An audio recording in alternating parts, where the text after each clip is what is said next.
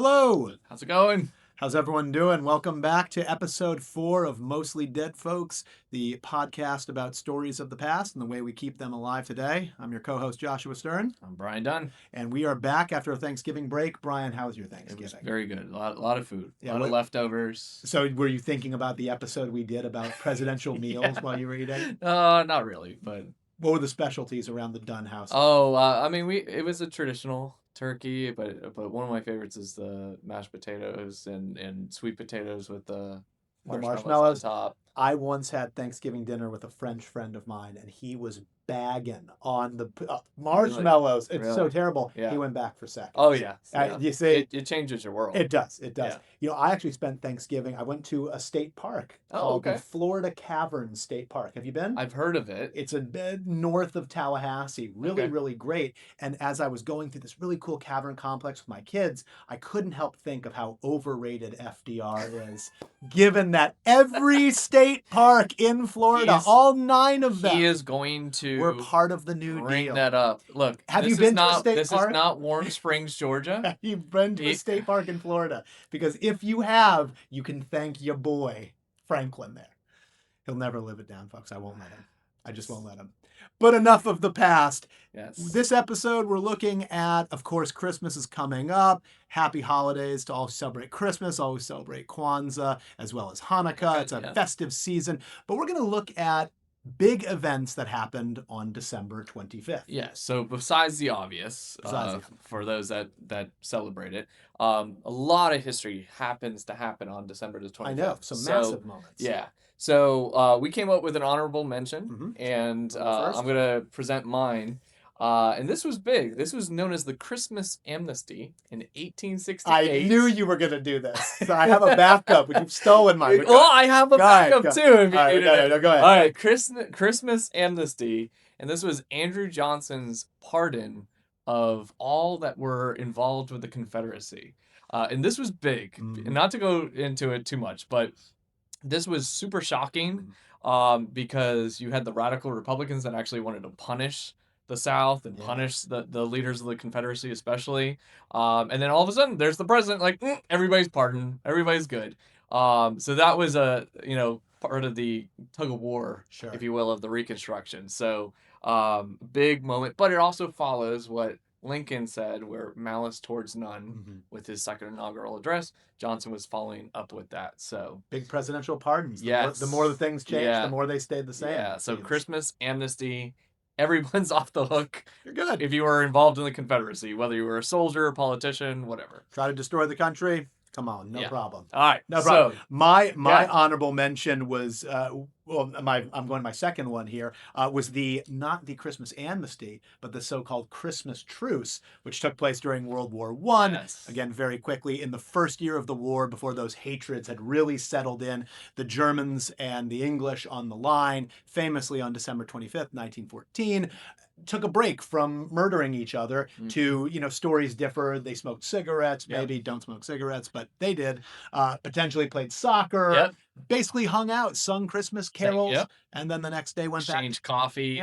Very, very peaceful, and then knowing that the war was going to continue. Yeah, and there was a quote from an eyewitness that said, at that moment, quote, there was not an atom of hate on either side. Yeah. But then the next day, the hatred back at it. And it was interesting because I guess at the very beginning, who was it? Was it a German that came out first? And like the British were like a little cautious, like, wait, is this a trap? From what I understand, stories differ. I believe a German called across the line in broken English to come on over here, and they'd been singing Silent Night in German. They sang carols across the line. A nice moment, obviously, quickly overshadowed by death and destruction. We love World War I on this podcast. We do. We just can't escape it. Can't quit it. Can't leave it alone. Well, I believe, Brian, it's your turn to go first. So tell us. I definitely, this moment, it's hard to replace.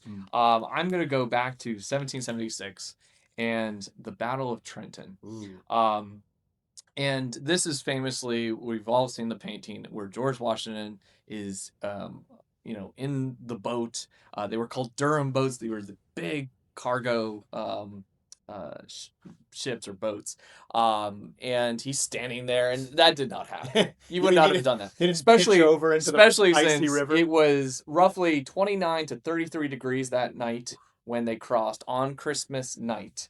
And a storm had blown in too, which delayed this invasion, if you will. So there was plenty of snow and sleet. But I want to bring up two things about this that, again, a lot of people don't realize. So this involves a surprise attack on the Hessians. And the commander of the Hessian garrison Who are just was German mercenaries, yes, right? these are Paid German soldiers. yes mercenaries paid by the British Army. And the commander was a Colonel Johann Rall. And Rall, there's different stories. There's all these rumors that, hey, Washington might be planning a surprise attack on you. And he is said to have said, quote, "Let them come. We will go at them with the bayonet," showing his lack of respect for the Americans. No regard. But the cooler story is apparently he was, I guess this would have been Christmas Eve, he was playing cards with some other men, officers probably, and a loyalist had reported, hey, I see Washington, he's kind of moving with his troops oddly. They might be coming your way. I need to talk to the colonel. And no, you can't disturb him. You can't disturb him. He wrote a message. Rawls here, and he just kind of tucked it into his jacket, which fast forward to the battle, Rawl gets killed, mortally wounded, shot from his horse, and as they are trying to save his life, they realize there is the note yet to be read in his jacket. So this was a huge victory for the Americans. This is a big moment because I really think the revolution could have ended that night. It's possible. Because Washington, his enlistments are up on the 1st of 1777. That means all of his soldiers could just pack up and leave. And so he really needed this victory. This was a huge victory. 5 American casualties, that's it. And whereas we captured 900 Hessians, 83 Hessians were wounded, and 22, including Rawl, being killed. The other thing I want to, I'll end on this. This is great. So Rawl, as he's dying, requested to see Washington. Who is this guy that defeated me? Like, shockingly. As he's dying. This is his last wish. He refused to die until he met and officially surrendered to Washington. Right. Refused. So Washington comes in, and we don't know the true dialogue, but this is what Rawl says. He says, like, treat my men with humanity. Like, please, like, give them their dignity. And this is important because earlier on at the Battle of Brooklyn Heights, when Washington's men who were retreating had surrendered, the Hessians bayoneted them as they're on their knees and arms up. And so Washington has that still in his mind. And so here is a Hessian commander saying, treat my men with dignity. Now Washington, the great leader, guess what he does? He does exactly that. He treats the Hessians with dignity. And in fact, a little factoid, many of the Hessians after the war, they go back home to Germany. Some stayed in America and became American citizens. So I will say, calling this the Battle of Trenton, a bit of an over-aggrandizement. I mean, the Hessians were blind drunk. Most of them were sleeping when the Americans rolled up on them and blasted them or bayoneted them. I mean, hey, fair play. But calling it a battle, as you said, 5 American casualties? Usually an indication it probably wasn't much of a battle. No, I mean, it was over quick. So, and it happened early in the morning. 9:30 is roughly when the whole town was surrounded by Washington's forces. Alexander Hamilton is there, our first Secretary of War. Henry Knox is there. So some famous names involved in this battle, but key moment. I really believe that if we did not win then, the war would have been over. Oh, the Brits had so many chances. I actually visited the Battle of Monmouth site in New Jersey, the famous Molly Pitcher site. Yes. There's just another example of, it was kind of a stalemate, but if the Brits had just been able to do a little bit more, they wouldn't have maybe let victory slip through their hands, which really, if you watch anything involving England sport, it's basically been the same story, letting victory slip from their grasp. Yeah, and let me just add this too, that again, Washington, he could not, this was like really their first victory of the war. He could not just like, okay guys, let's party, let's like break out the drinks. No, he literally says, hey, the British are going to be coming, they're going to get word that we were here. So he turns around and about a week later attacks the nearby town of Princeton and wins another shocking victory. So again, this I think is really the story of Washington. Sure. The beginnings of Washington being this great leader. I'm a big Washington I fan. mean, I think you lose your So- passport if you say anything bad about George Washington in Yes, this there country. you go.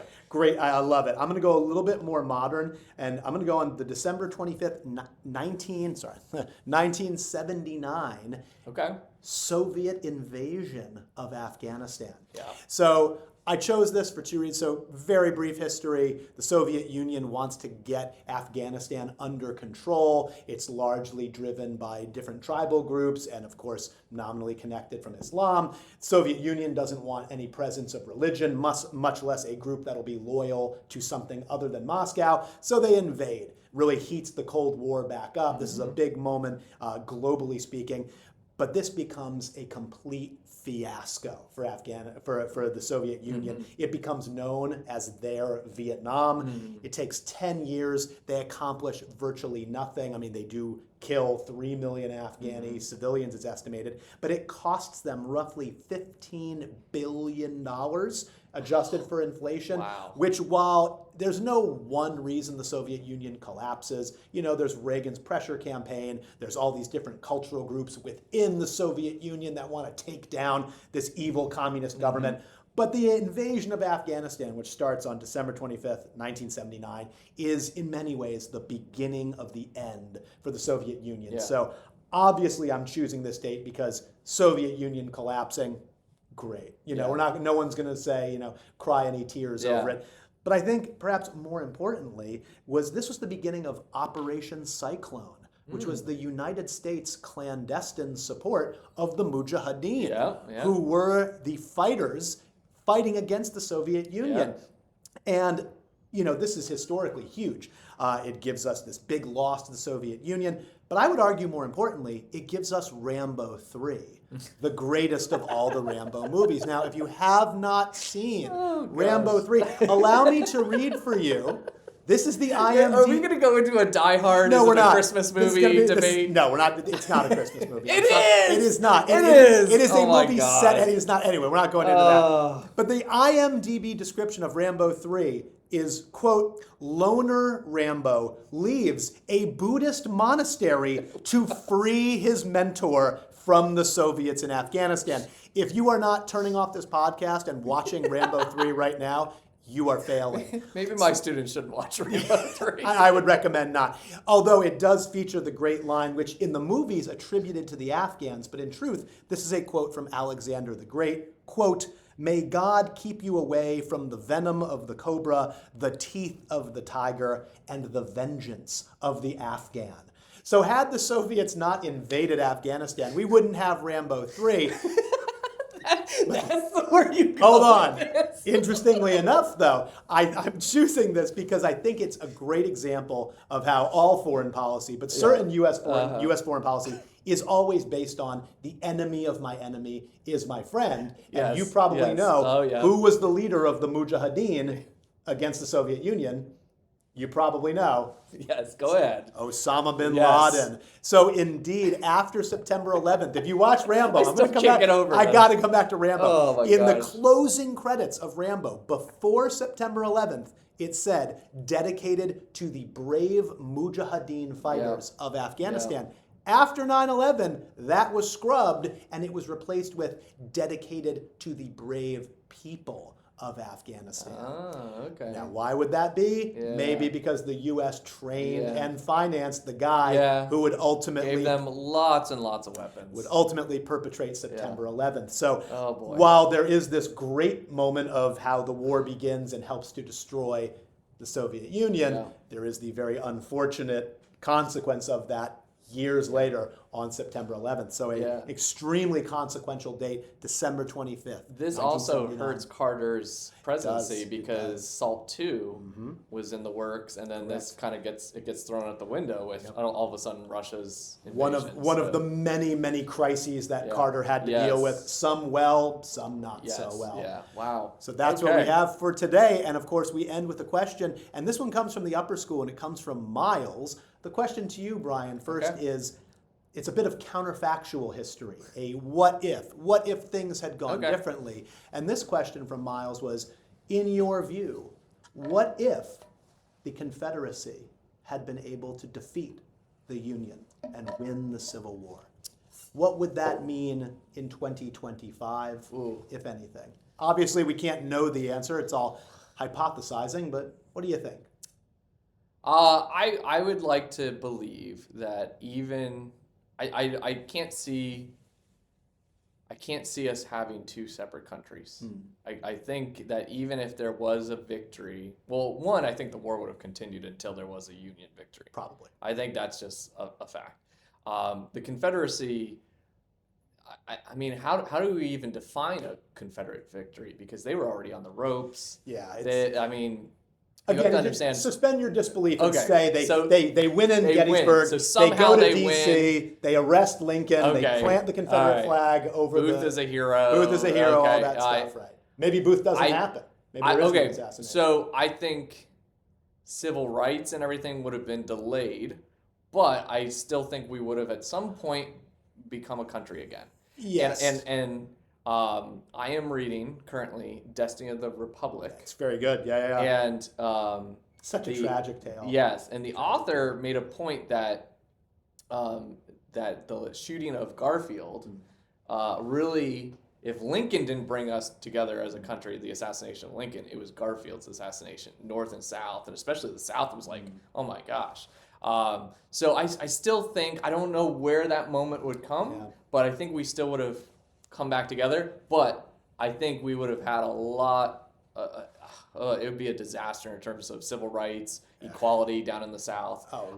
That said, not every Southerner was on board with the ideas of the Confederacy. Yeah, I mean, obviously, I think it would have clearly shifted the Reconstruction era even already more than it already was by Andrew Johnson, of course, becoming the president, pardoning all the Confederates. What would that look like if we would have had Jefferson Davis potentially as the president of the United States? I don't know if it would have been any worse than Andrew Johnson, quite frankly, but he probably wouldn't have been impeached. Yeah, I mean, but there would be a time you would have two countries. You would, but again, the Confederacy did not have any really foreign support. Britain and France, though they tried. We can't. They tried. England thought about it. They can't we support you because obviously you would weaken the United States, but at the same time, we can't get over that slavery hump. We're already, that's in the past, and you guys are fighting for that. We could be acquaintances with you, but we can't be friends. Yeah, so I think to answer your question, Miles, it's a really hard one to answer, but I'm with Brian. There would have been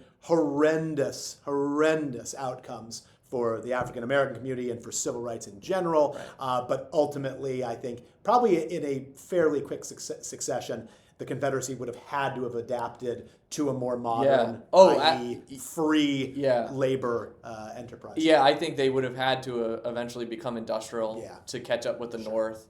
Those changes, I think it's just inevitable that was going to happen. I don't think those Reconstruction amendments, though, would have happened. 13, no. 14, civil rights, legally, socially, would have been terribly set. Because that was, again, a lot of, hey, you want to be back in the Union? Yeah, please.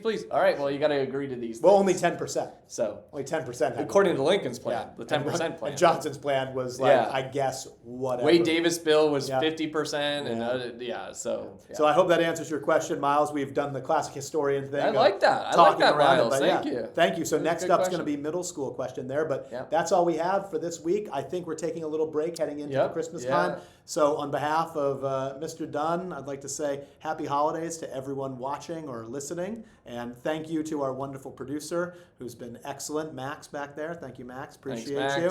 And we'll see you next time for the next episode of Mostly Dead Folks. Happy New Year, everyone. Happy New Year.